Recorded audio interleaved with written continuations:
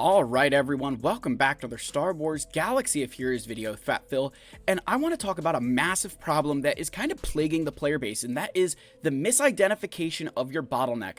Not understanding where your bottlenecks are coming from, and not only will I, kind of cover how to combat these bottlenecks, because we have talked about this before, but that misidentification is the root cause to a lot of players' struggles in this game. We're going to get into what that means. I'm going to show you, examples from my account. Our good friend Egnards, who actually helped me kind of, have a really good example to show you guys this. And then obviously a shout out to my friend Zach for also kind of, helping me think through this and being, I kind of use them as a sounding board for the idea for this video. So shout out guys. Let's get into our video here. Let's talk about how we misidentify bottlenecks. But first, shout out channel members. Thank you guys for all of your continued support. If you're ever interested, that link is down below, along with a link to the Discord. Go check it out. Thank you guys for being a part of this community, keeping the faith in me. I had planned to release this video on Friday, but I ran out of time. I had some stuff going on. Actually had a job interview that day, so I was unfortunately unable to create this. So let's get into our video here, guys. I hope you're as excited as I am.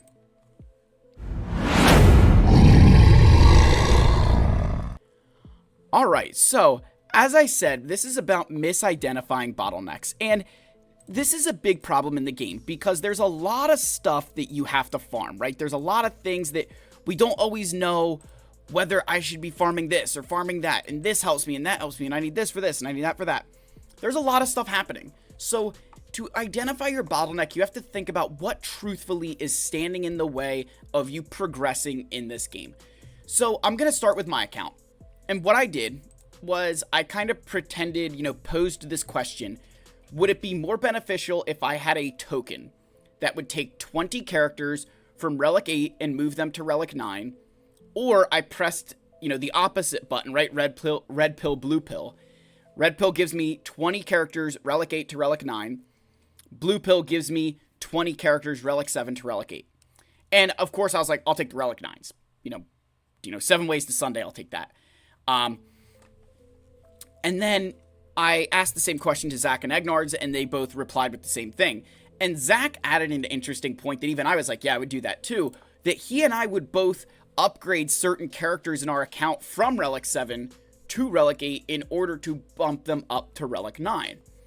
So when he said that, I kind of changed the wording of the question and said, what if you couldn't make that change? What if I couldn't take Jabba and Kenobi to Relic 8? What if I couldn't take my Royal Guard to Relic 8 and my Maul to Relic 8. Like, if I can't do that, would I still do the 20 Relic 9s? And I began looking, and I was like, it's probably not as smart, because I actually only have 18 Relic 8s, and I'll show you guys that number in a compare. But I don't even have 20 Relic 8s to move to Relic 9, so that was kind of this funny thing. And Zach had changed his answer to say, no, I wouldn't do it then, I'd take the Relic 8s. And that's kind of where I arrived at. Egnards, however, said, no, I'm sticking with Relic, and I'll stick with the Relic 9s. And he threw one more on me and said, I would take 15 Relic 9s, like 15 tokens, characters from Relic 8 to Relic 9, over 30 characters, Relic 7 to Relic 8. And I thought that was even better. Like, he one-upped it, made it better. So I want to show you guys what, he's kind of referring to when he says that. So this is our two accounts comparison, and I'm just showing the relics, because this is obviously the point we're talking about here. So he has 17 versus my 10 Relic 9s and 39 Relic 8s versus my 18. But the bigger number to look at here is Relic 7s, he's at 63 and I'm at 70. So it's not like he has a plethora of characters at Relic 8 and 9, but not a lot of Relic 7s. Like, he has almost as many Relic 7s as me. So for him, he's going to benefit more from taking these Relic 8s to that Relic 9 tier because that's where his bottleneck is. He's got those Relic 8s already. He has that. He's made that progress in his account where his Relic 8s are beyond just required characters and maybe platoon stuff, that he's got some quality characters at Relic 8. Me, on the other hand, I do not. And what's going to benefit me more is taking my Kenobi and, Jabba and Jedi Knight Luke and Ben Solo and Maul. Taking them to Relic 8 is a bigger benefit than taking my, if I flip over to, back to my account here, that's a much bigger benefit for me than taking, say, Count Dooku to Relic 9, and we're Snowtrooper to Relic 9, and Cassian Andor to Relic 9. Like, those are not very helpful Relic 9s. Even, like, Arc Trooper. That's not helping me. Not, like, it gives me resources, but I'm not going to get any better with a Relic 8 or a Relic 9 Arc Trooper. But adding Relic 8s to a bunch of characters could absolutely make this account better. And it showed the bottleneck, right? That Egnard's, hey, Relic 9 is the real problem, but for me, I can't even interact with Relic 9 because I can't interact with Relic 8s. And so I throw this question to you guys. Where do you think, like, what would help you more? And would that even be potentially looking at Relic 7s, Relic 5s, Relic 3s, Gear 13, Gear 12? Like, do you need Kyrotex? Like, what area is actually your bottleneck? That if I gave you a bunch of resources, what would you be able to do with it? What would make your account the best? And you've obviously got to split it up. Like, it's not fair to say, oh, I just want to take every character who isn't Relic in my account to Relic levels. Well, that's not really... You got to pump the brakes a little bit. You need to separate it into, like, the different kinds of gear that, are available. Because the bottleneck of Kyrotech is different than the bottleneck of Gear 13 gear. And your Relic materials between 1 to 3 and 3 to 5 and 5 to 7, all of that is very different. So break it down that way, but analyze that with yourself. What's going to benefit your account the most? Not just, oh, Relic 8s and 9s are the most valuable things in this game, but what would make your account better? For some of you, I'm sure taking characters from Relic 5 to Relic 7 or Relic 3 to Relic 5 would be major boosts and would allow you to get through some of those Galactic Legend farms faster. Maybe it's getting Gear 12 gear. So that misidentification of the bottleneck is a problem, because if the way that you could be farming could be because you think something's a bottleneck that isn't. And think about my account in comparing to Egnard's. Egg probably spends a lot more time farming Gerda keypads than he does impulse detectors and arrow magnifiers, because these are much harder to obtain and, they're absurd. Where on my own account, I get a few of these Gerda keypads every raid, but primarily I'm looking at buying impulse detectors and some of these pieces here, just kind of keeping my stockpile up. But I'm primarily looking at these as the next frontier for me to make those upgrades and make leaps and bounds in my account's progress. If my bottleneck was Relic 7, then I've got to be paying attention to this section here. And you can kind of ignore the Relic 8 materials, because while the Relic 8 materials are awesome, you've got to think about how many you actually need for whatever your farm you're going for. Like, I'm going to go to a few guys. We're going to go to Andrew Bradshaw's account just as an example here, because I know he's a little bit on the lower end in terms of galactic power here. Where's he at? Scroll down. I know you're here somewhere. There he is. All right, so in this account, Andrew would get almost zero benefit from taking characters from Relic 7 to Relic 8. None of that is going to allow him to get to another farm faster. So he probably would benefit more from Kyrotex or Gear 13 gear, getting them to Relic levels. Like, that would be the biggest impact to him of getting all these characters to Relics maybe, or all these guys giving him the Kyrotech he needs to farm them up, right? Those are the kind of areas that would help him the most. So if Andrew here is thinking, yeah, you know what, I'm going to farm all these Relic 8 resources. Well, like I said, he'd probably benefit more from something else, right? So if he's spending all these resources in Relic 8s because that's what he's thinking about, that, oh, those are in my way, like, you're going to get plenty of arrow magnifiers from your territory wars. You'll be able to obtain them even through conquest when you're in those later boxes. He's not in an immediate need for Relic 8s. He's got his Executor. I don't think he's farming his next farm. He's working on General Skywalker, so he doesn't need Relic 8s there. So if he instead focuses his attention on the Relic levels that he actually needs at the moment, he can then improve his account now.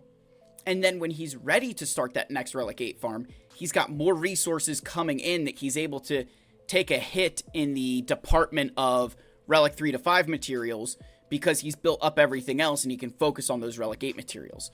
So that's a big part of that misidentification in your bottleneck, just recognizing when you do and don't need to be buying something, because it might not be helping your account right now. And I know everybody is sitting here saying, oh, but you need so many of these things eventually. You're absolutely right, you do. You want to know an interesting thing, though? These 592 arrow magnifiers that I have just sitting in my account. Do you know that 400 of them are basically worthless to me? Because I can only use as many as I have impulse detectors. Right? Like that's the, that is so truthful there, that I don't, they're only as useful as the amount of impulse detectors that I have. So while it looks like I've got this massive, I have this great stockpile, awesome, I don't have to buy them, but I don't really get to use them either. So the value of all those error magnifiers is less. And this is a concept for those of you who are accountants. You'll understand this. For those of you who are not, I apologize in advance. But there's this concept called the discounted cash flow method. And what this method talks about is that the value of $1 today versus the value of $1 tomorrow, and 2 weeks from now, and 3 weeks from now. Like, you'd rather have the dollar today. But what if it's, I'll give you $1 today, or I'll give you $5 in a month? Well, which one would you take? Well, you know what? I'll probably wait and I'll take the $5. What if that $5 was over the course of a year? And you're like, well, Phil, it's, $1 and $5. I don't care. Well, what if it's $100,000 and $500,000? Which one of those is actually worth more money to you? There's a whole complex calculation that goes into telling you that $500,000 after, getting that in a year is really only worth, $217,000 and 23 cents today. Like, that's a legit, and I don't know, I just made that number up, but you get the idea that like that 500,000 isn't worth 500 grand because it's in a year. So it's, cash now. If I could give you $324,000 now, you'd take that because that's worth more. That at the current moment, having that 324 would be more valuable to you. It's the same thing with your relics. Just because these Gerda keypads and error magnifiers are more expensive, if you don't have a way to use them, if they're not actually keeping you from progressing, then buying them isn't really smart. You're misidentifying your bottleneck, and you're causing yourself to potentially spend resources for the future that you need right now. And that could make your account better, and that could be the difference between wins and losses in Grand Arena. That could be the difference between you unlocking a character, day 1 and unlocking a character day 15 or whatever. So I wanted to, I wish I could have got this video out early for you guys. I'm sorry that I didn't, but it is an issue, and it is something that we need to be considerate about. I want to end with a quick what if my bottleneck is Zetas? The thing with Zetas are a time gate. There's 2 gates in this game. I always talk about this. There's 2 gates. There's the pay gate and the time gate. The way you can tell the difference is where the availability is. When you think about Zetas, where can you actually get these things? There's not really any packs right now that are regularly available that I can purchase today, right? But you can get them with some currencies, but you can't purchase more of these currencies. They're gated by the time, right? Your challenges, all this stuff, it's time gated. That you can't speed up your challenges. You can't go and I'm going to do, 20 days worth of this. Like, it just doesn't happen, right? It's a time gate. They're not really readily available for you to purchase. So they're gated by the fact that they're stuck behind that time wall, right?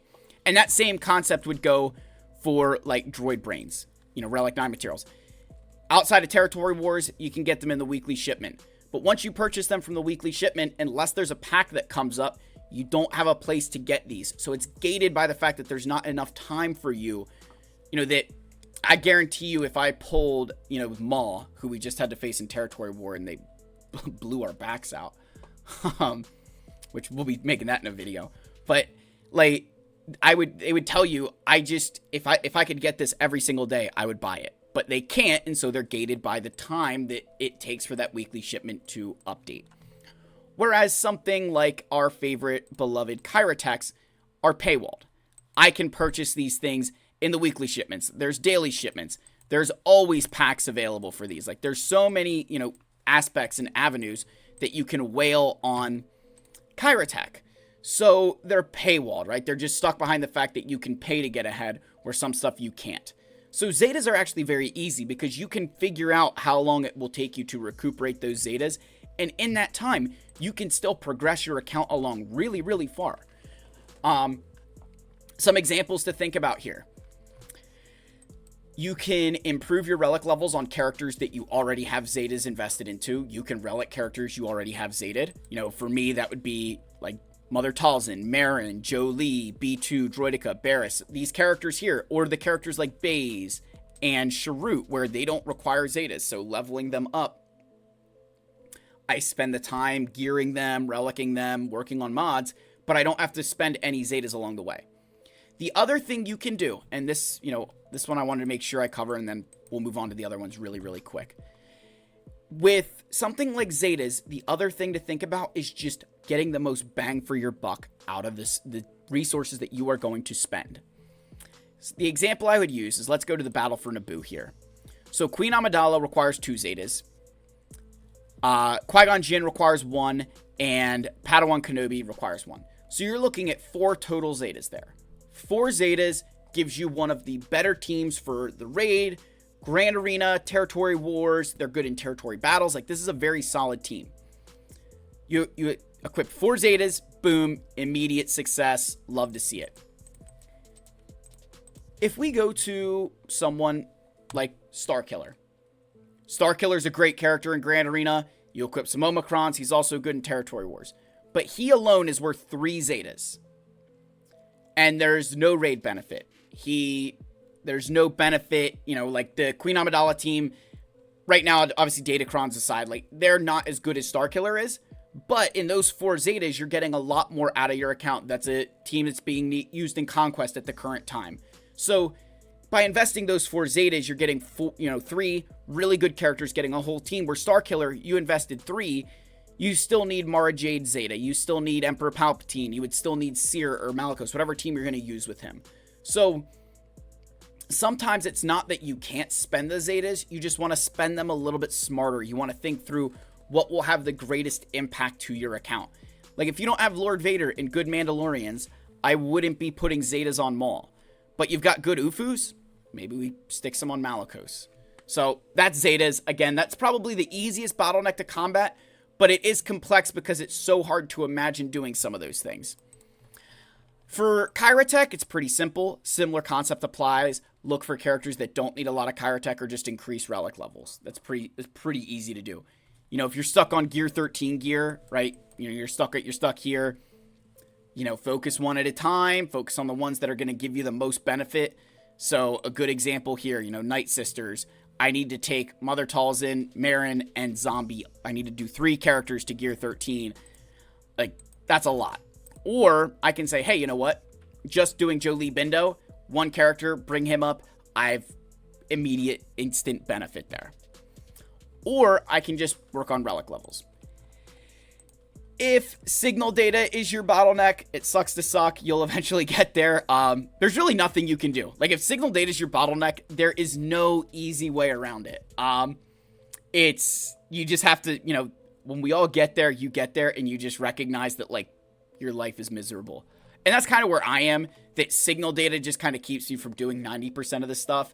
So why I don't have a lot of extra Relic 8s is because that signal data directly goes to Galactic Legend farms, goes towards characters like Balin Skull or even Dr. Aphra.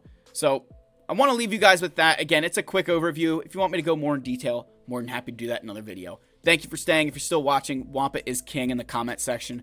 I love you all so much. May the force be with you, and I'll see you in the next one. Cheers, my friends.